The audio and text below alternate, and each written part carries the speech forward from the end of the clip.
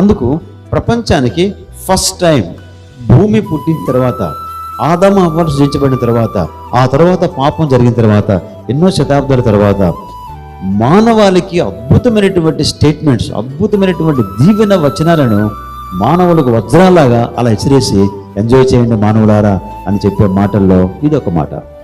అదేంటంటే, హృదయ శుద్ధి గలవారు ధన్యులు, వారు దేవుణ్ణే చూస్తారు. దేవుణ్ణి చూసేయడమే. ఏ నరుడు కూడా దేవుని చూడనేరడు, చూడలేదు, చూస్తే చచ్చిపోతాడు. ఇది ఒక కాన్సెప్ట్ ఇది. కానీ వారు దేవుని చూచేద్దరు. ఇక్కడ మీకు నేను పరిశుద్ధ గ్రంథము ఎంత అద్భుతంగా బ్యాలెన్స్ అయిందో మీకు చూపిస్తారండి.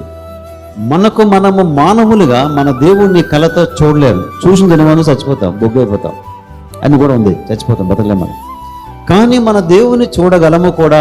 ఎలా అంటే, ఆయన తనకు తాను మనకు ఏ స్థితిలో, ఏ స్థాయిలో ప్రత్యక్షపరచుకోవడానికి ఇష్టపడతాడో ఆ స్థితిలో, ఆ స్థాయిలో ఆయన షరతులకు తల ఒగ్గి మనం ఉంటే మనము ఆయన చూడగలం.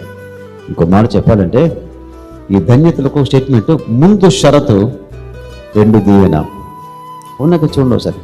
సాత్వికుల ధన్యులు, వారు భూలోకమును సుధరించుకుంటారు.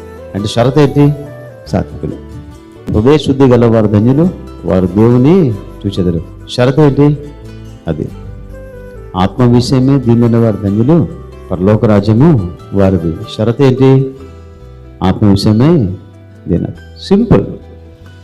వాక్యమును ఉన్నది ఉన్నట్టు ఇలా ప్రజలకు అర్థమయ్యేటంటే చాలు.